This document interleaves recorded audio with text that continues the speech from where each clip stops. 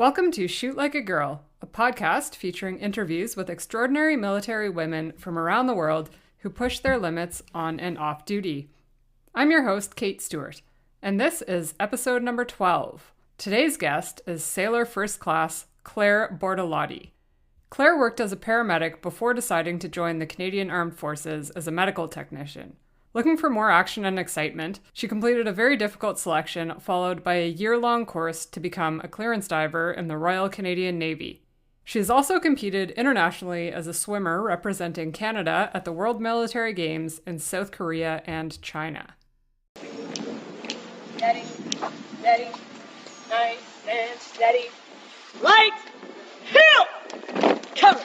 I'm a steamroller, baby. I'm a steamroller, baby. Just a rolling down the line. Just a rolling down the line. I'm a steamroller, baby. I'm a steamroller, baby. Just a rolling down the line. Just a rolling down the line. So you better get out of my way now. So you better get out of my way now. Or I roll all over you. Before I roll all over you.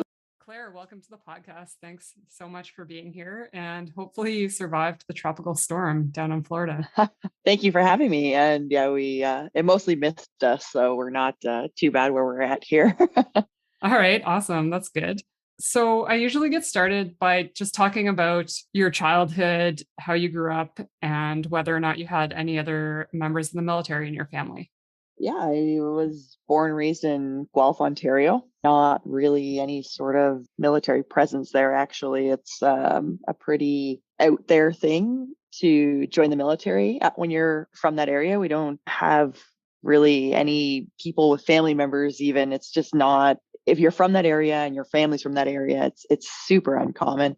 From Guelph, I went to school in Toronto and Niagara as well. And started to meet some more people in the reserves through school when I did my paramedic program 2 years in Niagara. And there was a student there who was military going through the program where they pay for your school, and talked to him a little bit more about it. And my mom, when I told her I was interested in looking at the military, had a little bit to say about that. Wasn't super stoked. But then I went out to Nova Scotia after that, was working as a paramedic, and I met my ex there. He was military, and talking to him, my family realized it was a little less scary than what they thought. It wasn't just being deployed to war all the time. And so from there, I had started looking into it, and I, at the time, was working as a paramedic. I looked at the medic trade, but wasn't super interested in doing it. I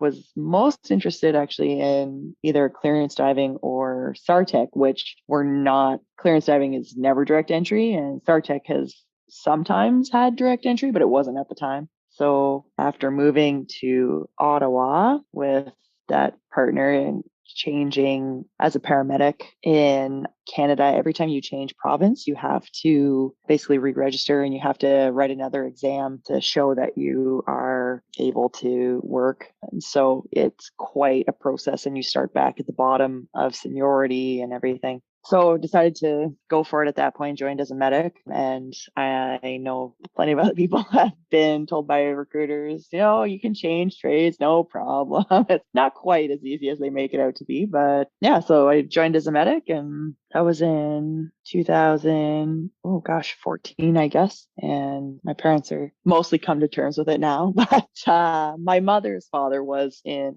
the military when it was Czechoslovakia, but he actually left during the war. He stole a plane and escaped. But he's the only family member that was military that I know of anyway. Yeah, it seems to be, maybe it's just, I guess, people from smaller towns or just people who don't know about the military so much, because my mom had the same thought process. Like I was joining as a diver, and she was like, no, they're going to give you a gun and send you to Afghanistan. And they kind of don't realize all of the different trades and how everyone has their specific little role in the Canadian Forces.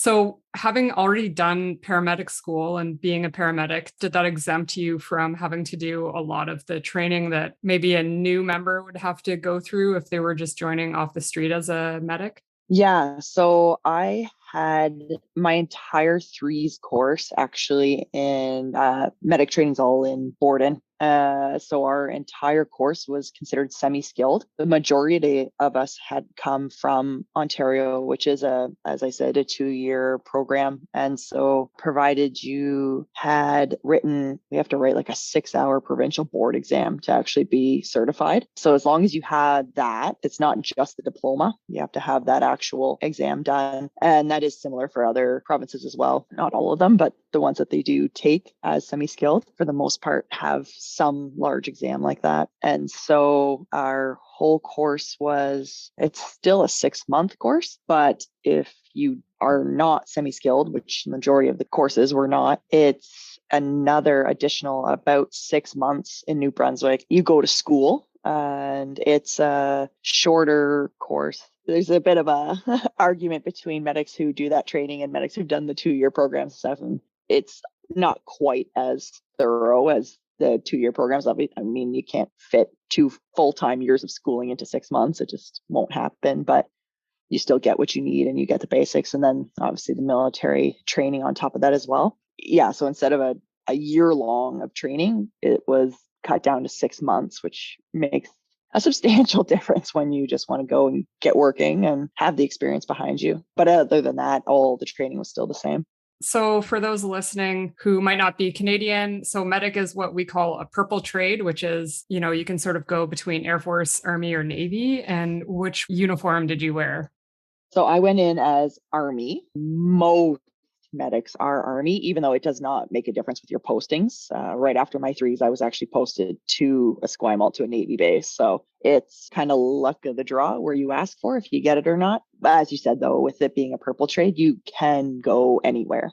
Mm-hmm. Yeah, I do see. It seems like the majority of medics that I do see are actually Army. I don't know if I've ever even seen like an Air Force medic around.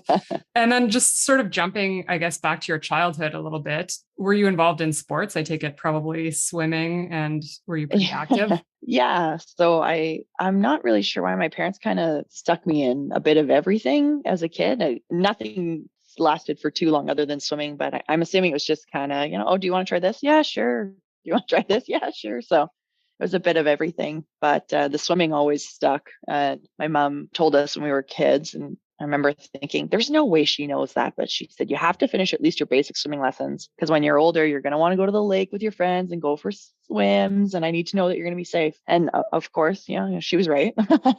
Yeah, so I did competitive swimming for a while, and then I actually did synchronized swimming for a number of years, and that led into water polo, which I played for 14 years. Yeah, synchro and water polo seem pretty challenging there for having to hold your breath, especially water polo, which kind of looks like it can get a little bit physical at times. It can be very rough. They're both, if anybody was watching either one in the Olympics, they show a lot more now with the underwater cameras. It's kind of interesting to see, because so often people think you're touching the bottom in both sports. The boosts they do in synchro and the way they throw the girls and their legs out of the water and everything. And you see it on the underwater camera, and the way they're actually like sculling or supporting themselves through egg beater and stuff. It's pretty crazy. And so it's the same with water polo. A lot of people think that you're just walking on the bottom, but it's not. It's usually regulation pools are usually like 7+ feet. It can be very challenging.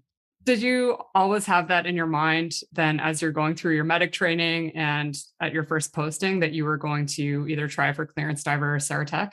Yeah. So going through a little bit more, talking to, especially as a medic, I was able to speak with a number of SARTechs actually. And I had been leaning more towards SARTech, but then speaking with them, and basically everyone was like, yeah, you are definitely going to get injured at some point in your career. It's a very physical job. It's very hard on your body. You have to stay fit to help prevent that, of course, but it does often lead to injuries for a lot of people in the long run, depending on how long you're doing it, obviously, of course. And like I said, if the more you take care of yourself, the more you'll be able to prevent things like that. But having spoken to some people about that, and then getting posted to Esquimalt right after my threes, I had been in basically for a year. I was actually really lucky. I got through my training from basic SQ. I guess they're calling it BMQ land now. And my threes within, and then posted to Esquimalt basically within a year, which I'm not sure what the backlog is like now, but at the time that was almost unheard of. So I got really lucky going through quickly. And then getting to Esquimalt and interacting with the Navy was very different than the Army. I liked the Army in terms of not everywhere I'd been, but depending on who you're working with and stuff, there's some more active fit trades. And I wasn't really finding that as much with the Navy. I mean, obviously, if you're sailing on a ship all the time, it's pretty hard to stay active and participate in sports and stuff like that. And so I had started to meet some of the clearance divers, and it just seemed like a pretty go-getter fit group of people. And the more I had interactions with them, I decided that was probably the best route for me. Yeah, I have heard the same thing about the Sartex as well, their injury rate, that it's so high. I mean, they do so much cool stuff, but they also have lots of training accidents as well. They do the most dangerous work and they have to go get people out of the most inhospitable areas. So they have to be prepared for that. But that's another thing as well to consider. Yeah, and I agree with what you said there about the Navy being, when I talk to Army people and they talk about how they have, battalion PT every morning, and it's just this culture of fitness. And then I hear of people in the Navy who work on the ships and in the fleet, and they're really fit go-getter people, and they struggle to kind of get that time for PT during their workday. But I mean, there are the little pockets like clearance divers or certain trades that are generally more into it than others, but it's kind of too bad that it's not a Navy-wide initiative to get people a little more into it. Yeah, they don't seem to stress the importance of it as much as other trades. And again, maybe because of being on a ship, it's not like you're really running around much on the ship like you are for other trades where they're in the field actually moving around constantly. So I'm not sure what it is that they don't push it as much, but it was definitely something that was important to me. So then as you were working at the clinic in Esquimalt, did you try and get on a ship's diver course? I didn't have a lot of support from my unit for courses like that, because as a medic, even if you were on ship, you would never be responding as a ship's diver, which is fair.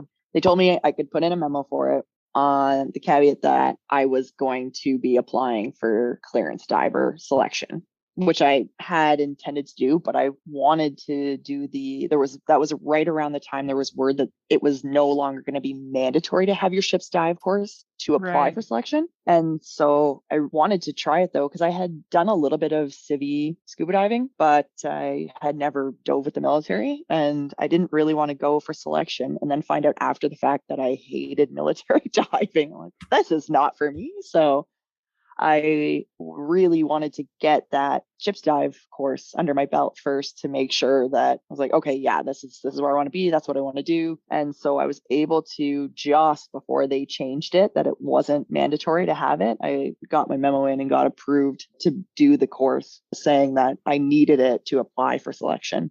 Yeah, so that was, what year was that? Trying to think now. 2016 maybe. Yeah, so that course was a lot of fun. It's a lot of work, and it was, every day was physical, which I really enjoyed, especially coming from the clinic, which is a lot of sitting. It's not physical at all. Working as a medic for the military in a clinic is extremely different than any experiences I had ever had as a paramedic civilian side. So it was just way more sedentary than I had ever wanted to be. And so doing that ship's dive course really got me kind of pumped and wanting to get in to do my occupation transfer and go for the clearance diver selection.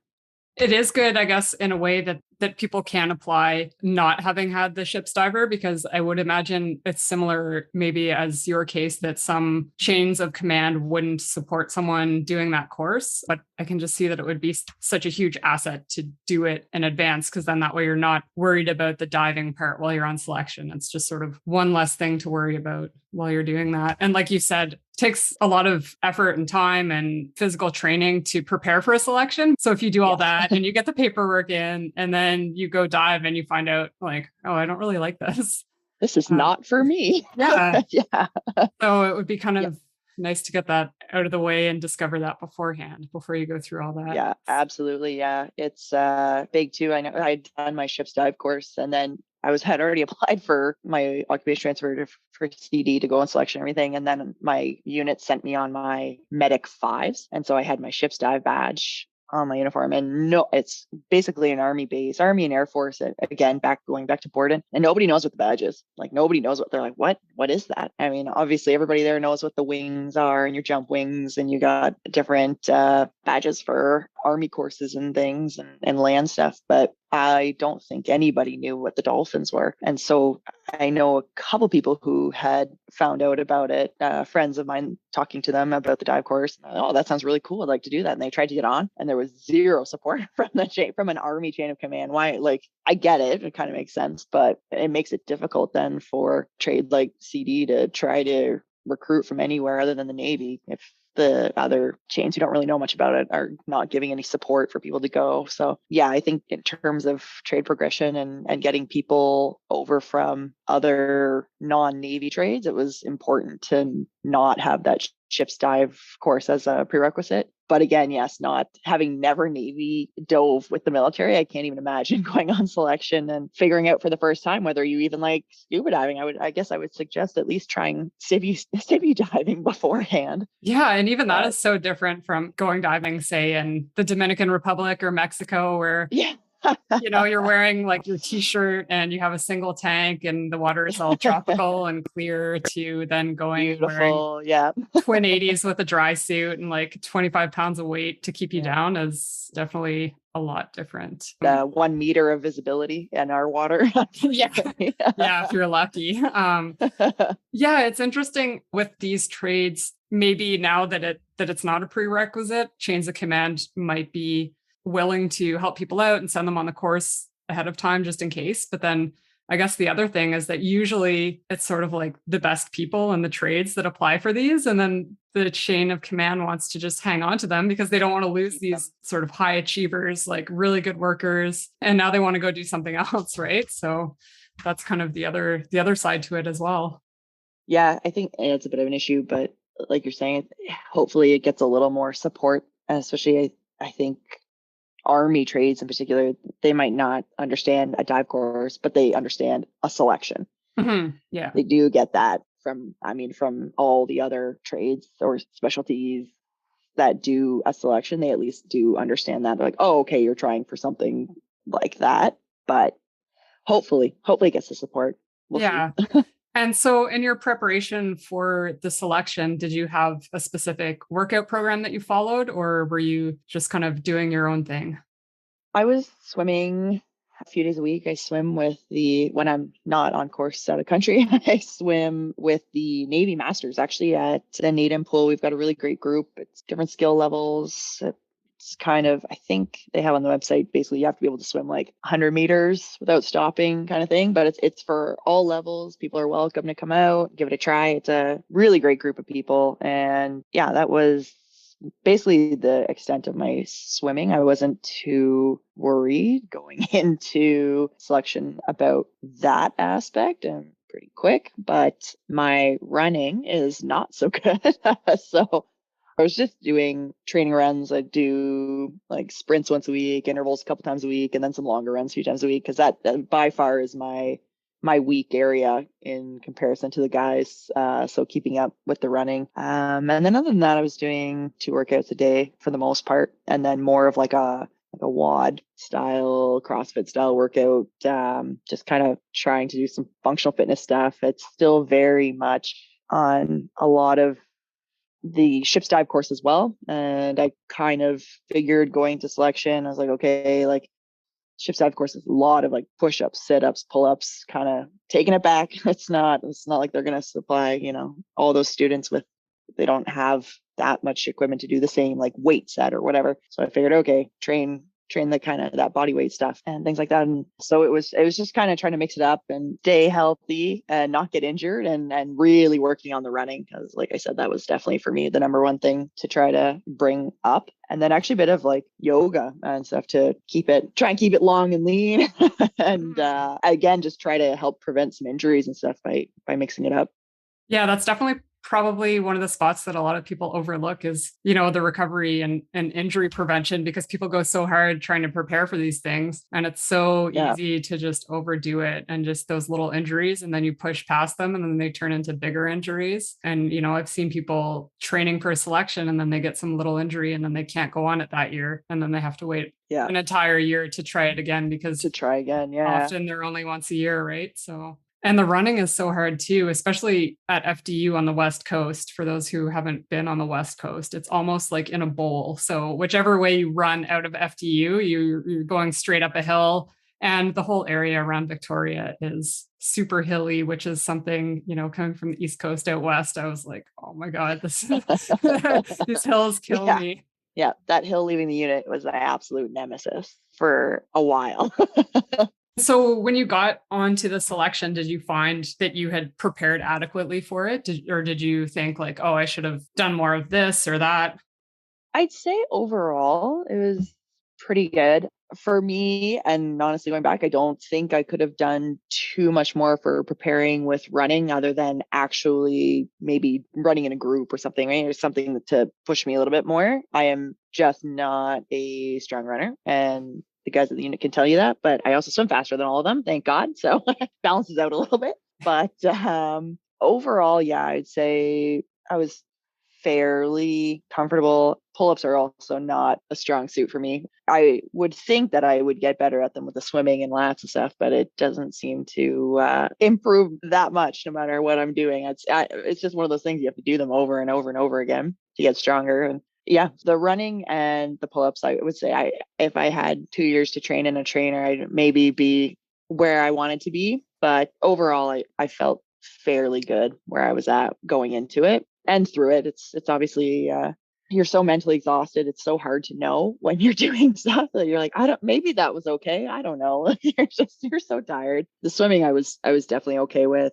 It was almost a little bit more of a rest for me because I wasn't allowed to go off, and so it was a little bit more downtime, which was helpful again to save my legs a bit for the runs. I'm the same way with running. I just feel like even no matter how hard I train at it, it's not my thing. And the pull-ups, I mean, for women, it just seems so much harder. Like taking a guy off the street who never works out, he's going to be able to bang off a few pull-ups. And then even now I'm sort of getting more into climbing, and it comes a lot slower, definitely for women, for the upper body stuff. That's exactly it. That upper body, and it's tough. And I know it sounds like an excuse, but the taller you are too, you're not short either. It's a long way to go. I was going to say, like, you have a lot further to pull up than most other people. I mean, were there any times on the selection or the assessment center, as they call it, where you thought like, oh, I can't do this, or I want to quit? And if so, what did you tell yourself to keep going? There was a couple of stands where I was just you're in your head, you're like, oh, I botched that. Like, they're gonna fail me on that. Am I even continuing now? And it ended up being okay in the end. I got through, but I mean, you're in your head after that, and like, okay, like, is there gonna be more of that? Am I gonna what are they writing about me now? What's going on? What am I? And you don't know. You're like, maybe they're gonna come in here and pull me off. That's it. I'm done. I don't know. But I think going through, I was talking to a friend about this, and we're saying growing up playing sports and stuff. And I mean, you go to a water polo tournament and you lose a game, and you can't just still be thinking about that game on the next one. You're not going in like, oh, I botched that. We're going to just mess this game up too. Like, it's done. It's done. You now fix what you did wrong. You're starting fresh. You're doing a new game. So it's selection, it's a new task. It's a new thing you're doing. Get over it, get your head in the game, and keep going. Which again, when you're tired and you're stressed, it can be hard to gather yourself, but you just have to. You got to keep going and keep moving, and until you're done, or until they say you're done, you just keep moving. And that's the worst part too. Like you were saying, all the chatter in your head of, did I do this properly? Are they going to come pull me off? That just makes it worse, like all those thoughts. But you have to move on to the next thing, because if you dwell on things too much, then that's just going to affect your performance in the next events as well. Yeah, exactly. And now the Clearance Driver course is very long, so it's a year long. What part of that course did you enjoy the most, and what part did you enjoy the least? Enjoying the most, I would say, is honestly you spend so much time together with your course mates, and you get so used to working with each other, and you kind of become this fairly well-oiled machine. You know you're going down for a dive, and you know you can count on everyone to do their stuff, and you know it's going to be done. I mean, you're going to pay for it if you don't. You're getting more extra PT. You really get to know each other, and strengths and weaknesses, and you can just count on each other, and it's a really great feeling to be able to just, okay, this is what we're doing today. You're like, okay, and you're just going to go do it. It's not kind of like, well, this or that or questions. It's just like, okay, let's go do it, get it done. And I had a really great group of guys that I was on course with, and they were really good about, I was the only female on course, and so it could be a little bit difficult. So for things that I didn't like, obviously number one was running. I hate running, but it's a must. We have to run everywhere the whole year, so you just do it. But in terms of actual stuff for the course, it was pretty tough being the only female at times, and not in any way that the guys did anything or anything, but there's a course change room, and so the guys use the course change room, and I went to my change room, which you'll hear them complain about having to share showers and stuff, and I had my own, so I can't say much about that. But you go back there, and it's, again, if you've like played sports or anything like that, you have that post game ribbing and chat afterwards, and it's that de-stress, even if you're making fun of each other and making fun about stuff that happened, and of course you're making fun of your instructors to blow off steam about that and everything. And yeah, so missing out on that kind of stuff is a little bit tough at times. You just go off to be by yourself, and that was difficult on days, especially where a lot had happened. You don't get that kind of de-stress and get to offload with everybody, but you get used to it a little bit more. And the guys, like I said, the guys I was with were really great. We'd have like a bit of a team meeting before we broke off to the change rooms, and kind of just altered what we were doing so that we could have a little bit of a full group thing before I left to go to my change room. So yeah, that was probably like the hardest part, being the only female for that. The change room is farther for the awkwards too, right? So it's like you've got to go this extra distance. Yeah, it is a little bit. It's not too bad.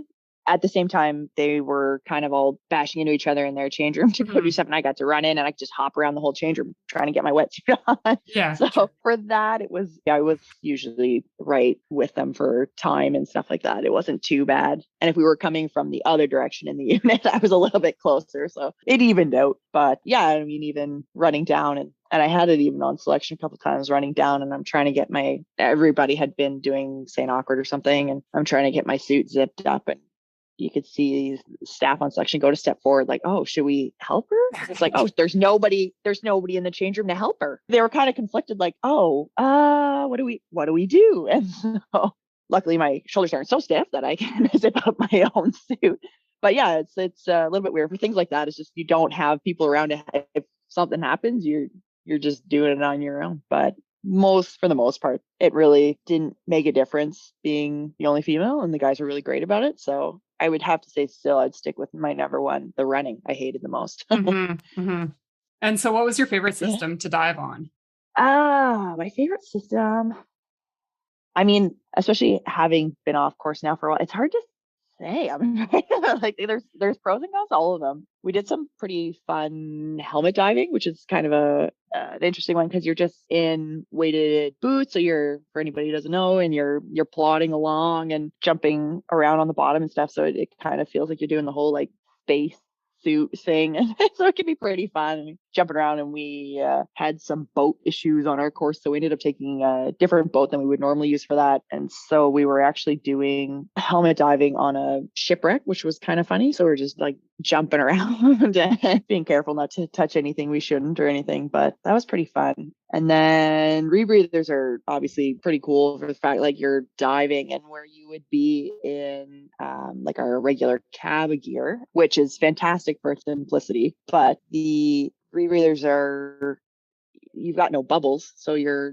diving around, and when you're swimming around and there's fish and stuff, they don't really swim away because you're so quiet. They just continue on what they're doing. And obviously if you get close enough, they'll swim off, but your bubbles are there's nothing there to alarm them. So you can actually get fairly close, and it's pretty cool in terms of non-working, non-work related advantages.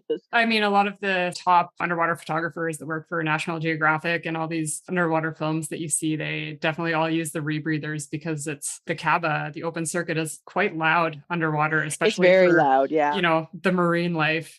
So when they don't hear that and it's just whatever they think it is, they think it's some weird looking fish coming up to them, they don't get alarmed from that. So it's pretty neat. Yeah. So what's the max depth that you guys go to? So with the helmet diving, you can go to 100 meters. I think on our course, the deepest we hit was I think we hit 88, 89 meters, it's very deep. And for us, for where we dive, it's pretty boring. There's really nothing down there. It's a sandy bottom. It's pretty cold. Even you've got again, for people who are unfamiliar with the system, you have hot water running through your suit. So you're warmer, but it is cold down there in our water, especially. And there's really just not much to see. If you're really lucky when you're coming back up, because you have a lot of deco to do for that, you're sitting for a long time, staring into your partner's eyes. It's boring, very boring. We're just making sure that they're okay. But yeah, maybe if you're lucky, there'll be like jellyfish floating around and stuff, because there is not much to see. I'm sure elsewhere there's plenty, but where we can get those depths in safe currents to do training, there's not much. So it's quite boring. So did you bring down like a slate to play tic-tac-toe or entertain yourself in any way at the deco stops? No, we probably on course, we were probably scared. We're like, oh, we'll get in trouble for something. I don't know. So we didn't. But it would probably be a much better use of time than just standing there. Yeah. Yeah, I think even some of the Civi, like the very high-end dive computers, have little games that you can play on them and stuff, because that's quite long. Like, what would be the longest deco stop that you guys would have had? For something like that, we often aren't doing full in-water deco because we'll get out and finish it in the recompression chamber. But if you're sitting down there for the full thing, I think stops we're reaching, trying to remember here, but like safely, I'll say at least like 30 minutes for a longer one. And so 30 minutes just standing there with nothing, you're like, that is a very long 30 minutes, but at least you're warm. So can't complain too much about that.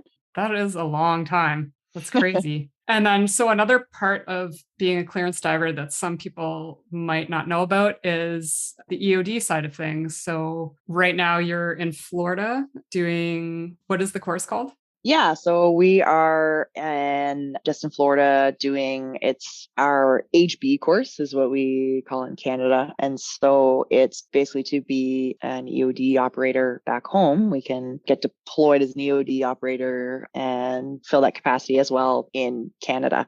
So it's a bunch of different stuff it entails, but when we're in Canada, it's just basically any military ordnance that's found in Victoria. On the West Coast, we have a certain jurisdiction that we cover. And if anything's found, then we load up and go take care of it. And that would be the same for the East Coast boys. They have their area as well that they respond to. And then anything kind of in between there. We're down here right now with 20 Canadian students on the course. 12 are divers, and then the other 8 are different Air Force and Army guys from all across Canada, actually. So just depending on where things happen or where things are found, I should say, will depend on who responds. And so having these guys kind of all over the place is coverage for all of that. And again, that's just military ordnance, though. Otherwise, if it's other stuff, then it's the police forces and stuff usually take care of that. Yeah, that was a neat one too, because it was sort of in the news lately about divers going in Newfoundland on the Bell Island wrecks. There's a lot of old ordnance on there from World War II. So they were going and having a big operation to clear that up. And then also you guys do international divexes or exchanges with other countries. I know when I was at FDUA, and I think this is ongoing, but one of the guys went to the Solomon Islands to just help clear out old World War II munitions that are left over from shipwrecks or from whatever incidents that have happened, and just clearing those out. Yeah, so I unfortunately, I've not been lucky enough yet to go really anywhere cool since course ended. And unfortunately, we hit that COVID wave. Things really kind of died down with that, and nobody was traveling anywhere. And then now I'm here on course. So hopefully, once I get back, I'll get a tasking for deployment like that. But yeah, there's trips kind of all over. There's a lot of, like you're saying, World War II and legacy mines. That's actually a lot of what the guys are doing. And that's including going on big exercises with other countries and stuff too. It's usually the older legacy mines, because there's, depending on where you go, there's tons of them. Baltic is common, and a couple other spots, but there's thousands still sitting there. And so it's just kind of slowly cleaning those up, but it ends up being some really neat places to go and some cool work to do. So hopefully sooner than later, I'll be included on that. Yeah, it's pretty unlucky with COVID there, and you're still pretty early in your career. So I'm sure there'll probably be lots of really cool stuff for you down the road. And you were in a pretty neat location a couple of years ago, speaking of the pandemic. So you were in Wuhan for the World Military Games, taking part as a swimmer. So when did you start swimming for CISM at the international level? So I was really lucky actually, and I was just off of basic. I was doing OJ, I think they call it OJT now, OJE, I'm not sure. I was doing that in Ottawa at the Montfort clinic there, and happened to get in touch with a coach from the CISM team, and they needed somebody on it's swimming and life saving. I don't know if you're very familiar with the life saving or not, but they had a life saving competition, and you have to have at least your, I think it's a bronze medallion, I'm pretty sure, but I had my NLS, my National Lifeguard, which is the kind of the highest lifeguarding certification you can get for working pools anyway in Canada. And so they need the spot filled. They're like, oh, like, what are your swim times? And so they're like, oh, we actually have a spot we need filled, but you probably don't have your certification. I'm like, oh yeah, I have my NLS. And they're like, it's current? And I said, yes. And he said, can you go to New Brunswick in 2 weeks? I said, I don't know. I'll have to check with I was under a master corporal at the time at the clinic, and I didn't know how that would work with Borden, but they were great about it. So I got to go with them, and that kind of started me off. And then it was the following fall, actually, was my first time competing internationally. It was at the Wuhan, China was the last World Military Games, and the time before that was in South Korea. And so that was my first, 4 years prior, that was my first international competition with them. And so that was a really, really cool experience. It's actually the World Military Games are actually the third largest sporting event in the world after the Olympics and the I can't remember what the other one is. So I'm quite sure it's Pan Am's. So I think it's Olympics, Pan Am's, and then it's this World Military Games. So it's actually pretty cool. You go and you're competing against Olympians. That's a lot of countries that have mandatory service for their Olympic level athletes. What they do for their service is go to sports school and just compete in their sport, and that's what they do for their service. It's not everywhere, obviously, but there are countries that have that. So it's pretty cool. You get up on a block to race, and the lanes are full, 8 lanes of swimmers, and 5 or 6 of them have like Olympic rings tattooed, and you're like, okay, yeah, that's cool.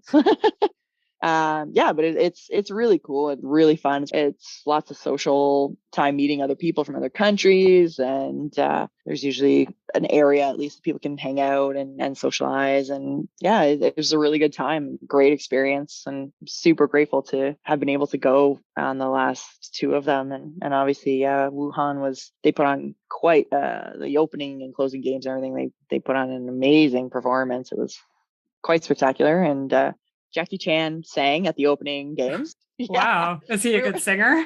Not bad. Yeah. We all kind of looked at each other. Is that? No. Is that him? Yeah. Yeah. So sure enough. Yeah, it was. But yeah, it was super fun. We've got a great group of people on the CISM swim team and a lot of the other CISM sports too. This time in Wuhan, the countries were all together in the same village. There was different villages at the South Korean games, but it was really fun. It's quite an experience, and hopefully I'll get to participate again in future.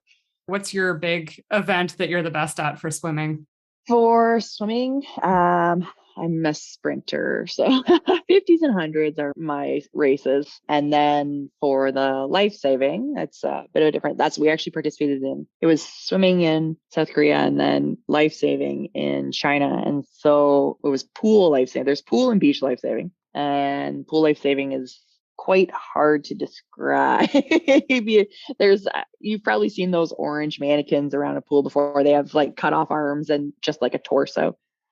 So there's a bunch of different races where you have to carry the mannequin in a different way, whether it's towing or you're like swimming with one arm and have them in your other arm. And it's similar to swimming, but also very different. Most of the races are shorter ones. You don't get long races like swimming that are even 800, 400s aren't really as much of a thing. And so it's quite a different sport, but towing the mannequin is more my better event.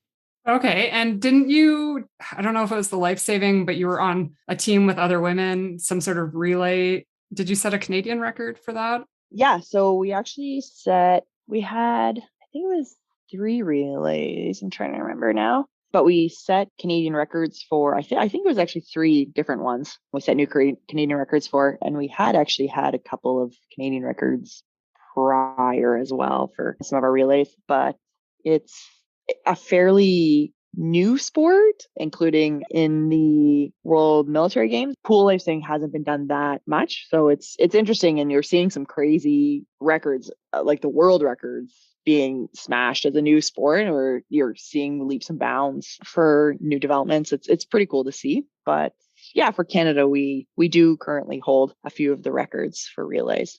Awesome. Yeah, not a big deal. I've seen the videos, I guess, of the beach life saving, maybe where they run out with their little board that they paddle on, and then I guess maybe pick up a mannequin and then come back to shore. But I don't think I've ever seen pool life saving. So I'm going to look that up after this podcast to see what it looks like. You'll probably laugh. It's entertaining. There's a lot of underwater stuff too, a lot of holding your breath, which is very, very difficult. So they'll make it look very easy, but it's quite hard. That's funny because a lot of people, when they find out that I dive and they're like, oh, you must be really good at holding your breath. I'm like, well, no, actually, that's exactly what you don't want to do when you're diving. But yeah, I mean, that would be good swim training regardless, or if you're into maybe spearfishing or free diving for sure. And so I guess my last few questions, what are your goals for the future? Either a personal goal or something career related? I'd have to say right now, I'm actually looking at finishing my degree, which I stopped early. I went to university to play varsity water polo is why I went. And once I was there, I was like, I'm not enjoying this. So, and at the time I did not know if I wanted to change majors or what I wanted to do. And the paramedic thing looked good to me. So I switched over and did that. But I'm looking at finishing up that degree sooner than later. So that'll be a challenge because I'm not a huge fan of homework and test taking, but it's a means to an end. So that'll be sooner than later. And working on my French, since I have a French husband and I don't speak it. At least you have someone to practice with though. So that's good. Yes. Yeah. So what subject is your degree in? I'm started with English, but I'm looking at changing to something a little more science-based, I think, having done a lot of biology for the paramedic program. And then again, going through my med tech training as well, been drilled in fairly well. So I'm looking at doing something more. I don't know if I actually want to do kinesiology, or biology is probably a little bit more lab heavy than I'm wanting to do. So it'll probably be something more along the lines of a kin degree. I think that would be an interesting one, even if you don't do anything with it. From the point of view of someone who does very physical activities all the time, it would definitely, help you out in how to train for things or recognize certain injuries. So definitely, that would be really beneficial. And the final question that I always ask everyone is, what advice would you give to women looking to join the Canadian Forces? And then in your case, specifically to become a clearance diver? Yeah, I mean, I would definitely say if you want to do it, do it. It's a good job. It's fun. The military in general and clearance diver, if you want to do selection, be prepared, get yourself physically fit. Honestly, and the last few years, I know of a couple of girls that have gone through. There's actually 2 girls on course right now. They passed selection and they were well prepared, very fit going in, but often typically men. There's always a few that show up and they haven't really worked out for it and gotten ready. I think the girls know that it's a little bit more of a challenge at times. Being female, you're just a little bit less strong sometimes biologically. I'm not saying we can't lift as much or do just as much. I'm all for it, but just be prepared for it. It's one less thing you have to worry about when you get there. And joining the military in general, stay fit, be healthy, take care of yourself. Nobody's going to make you work out and stay healthy and fit. But I mean, it's so important to do for yourself and for your mental health and everything as well. But look into the trade you want to do, research it properly, and just go for it. You want to be happy and go where you want to go. So just do the work to get there. I mean, there are so many different things to do within the trade, right? You could be in EOD, you could be in the mine warfare department, diving with rebreathers. You could be in the repair department, which is another thing that a lot of people probably don't know about, how the clearance divers do the maintenance on all of the dive gear for the Canadian Forces as well. Yeah, there's a lot of aspects to it. And I think even after doing ship's dive course, I didn't even quite realize kind of how much there was to it, but there are different aspects of it. And people definitely have their preferences. And sometimes you get to stay in those, you will get moved around. You'll get to do different stuff, but it changes it up. You're not stuck doing one thing. If you really decide that aspect of it isn't as much to your liking, you can do different things. It gives you opportunities. You'll get to travel. You'll get to do cool stuff. And it's a good opportunity. And honestly, I work with a lot of great guys and I have awesome coworkers. We have a lot of fun. Going out diving is the best part of the job. You just go out and do what you need to do, get the work done, and you have a lot of fun doing it. So it's totally worth it. And just one more question about the physical fitness part. Does PSP have a specific fitness program for clearance diver assessment center candidates? Because I think that they've been working on programs for people who want to do the assessment center and then, sort of like a 12 or 13 week program for them to work on leading up to that. So they didn't when I went for it. I know they were working on it. I think they have them now. And it is actually specific, like, here, you want to go, because they are taking care of most of the PT now with the selection as well. So I would assume if they put together a program, it's going to be good because they know what you need to be good at. At the time, though, when I went through, I did go to PSP, and one of the PSP staff I really liked and very fit, very knowledgeable.